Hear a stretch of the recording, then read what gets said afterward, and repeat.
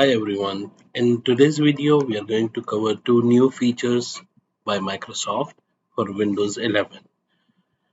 The first one is Pantone Colors for the year 2022. You can simply go to the link. I will post the link in the description below. You can get there, go to get the app, get its in-store app. You can simply download. Since I have downloaded, it shows me open. The good thing, it comes with multiple colors. You can see the desktop, it changes the colors of the artificial flower they have created. It comes up in multiple colors. It changes every now and then. You can change those settings as well. This is first one. The second one is more important. As you can see, we hover over the maximize or minimize button and we can choose what layout of our uh, applications or the windows we have open will show. If you want more options than these, there is a new tool by Microsoft that comes by a by the name of Power Tools. I will post this link as well in the description. You can simply go install Power Tools.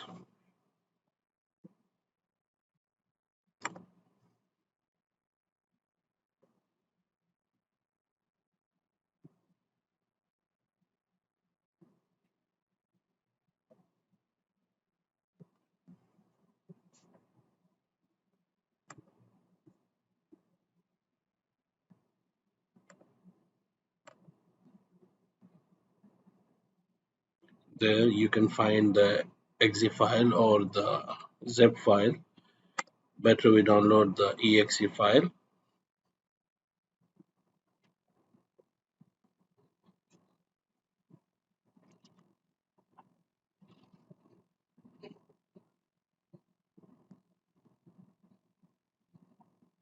Now the download has completed. We'll run the file. Always agree to everything Microsoft says. Install. Yes.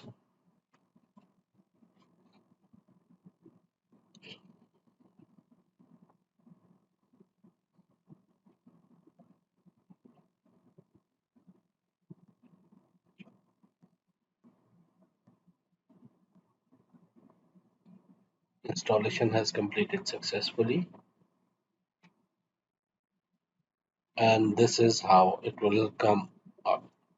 You can go to settings to open settings to do whatever you like. But what we are going to do, we'll cover up these in another video some other time. We'll go to fancy zones.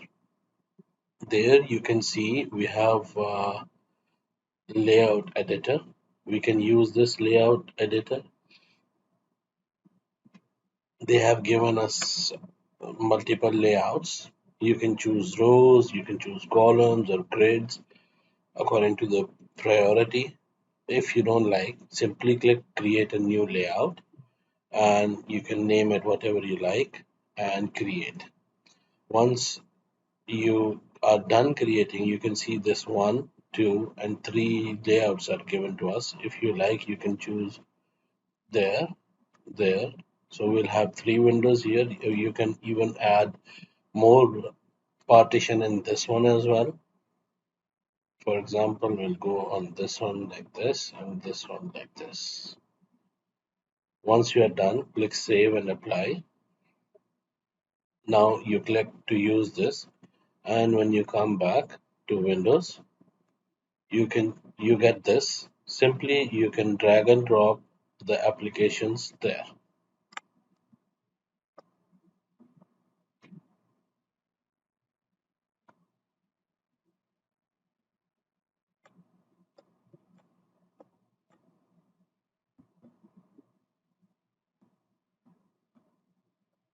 So you'll have multiple layouts that you can use. That is fancy zone. Under power, you can image resize images. You can add a fixed size, and there are many other power rename, power toy runs. These options will have a full video on Power Toys soon. You will get the link. So what we have here are Windows 11 latest update announcements. Here you go. Hello Windows Insiders. Today we're releasing Windows 11 Build 22000.651 KB50126443 to insiders in the release preview channel who are on Windows 11. This update includes the following improvements. New. We added improvements for servicing the secure boot component of Windows. We fixed an issue that causes the AXE deployment service, AppXSVC, to stop working after you install certain MSIX apps. We fixed a race condition that occurs early in the startup process that might cause a stop error. We improved the autopilot client to process updated Trusted Platform Module (TPM) capabilities that support self-deployment and pre-provisioning scenarios. We changed the timeout for Azure Active Directory, Azure AD, registration from 60 minutes to 90 minutes for hybrid Azure AD joined autopilot scenarios. This also addresses a race condition that causes an exception at timeout. We fixed an issue that delays OS startup by approximately 40 minutes. We fixed a memory leak issue that affects Windows systems that are in use 24 hours each day of the week.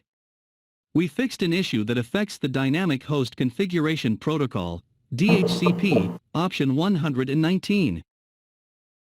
Domain search list by preventing the use of the connection-specific DNS suffix search list. We fixed an issue that affects the title attribute in Microsoft Edge IE mode.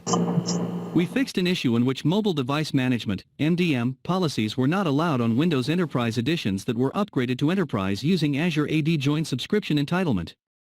We fixed an issue that might cause video subtitles to be partially cut off. We fixed an issue that incorrectly aligns video subtitles. We fixed an issue that causes Kerberos authentication to fail, and the error is 0xC00300009, RPC_NT_null_ref_ pointer. This occurs when a client machine attempts to use the Remote Desktop Protocol, RDP, to connect to another machine while Remote Credential Guard is enabled. We fixed an issue that causes Windows to go into Bitlocker Recovery after a servicing update. We fixed an issue that prevents retrieval of the endorsement key (EK) certificate from the TPM device. We fixed an issue that might fail to copy the security portion of a group policy to a machine. We fixed an issue that prevents the instantiation of the Microsoft RDP Client Control, version 11 and higher, inside a Microsoft Foundation class, MFC dialog.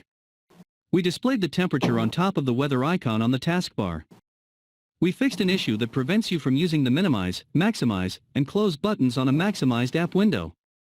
This issue occurs because the notification center keeps the input focus.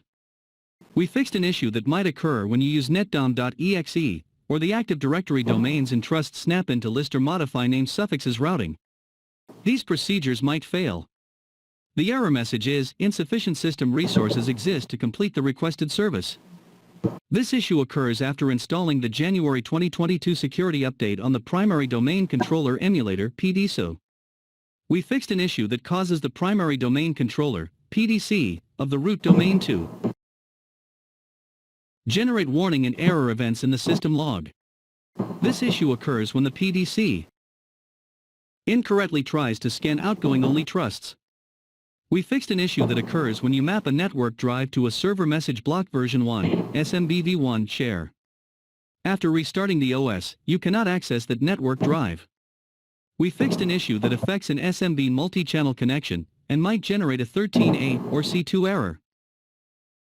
We fixed an issue that damages a pool when a client-side caching, CSC, cleanup method fails to delete a resource that was created.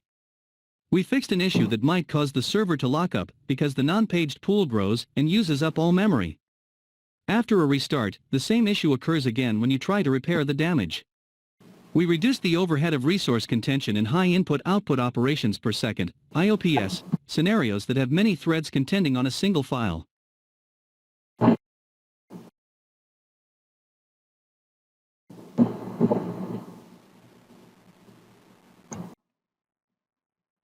So that will be all for this video. We'll move to next video shortly.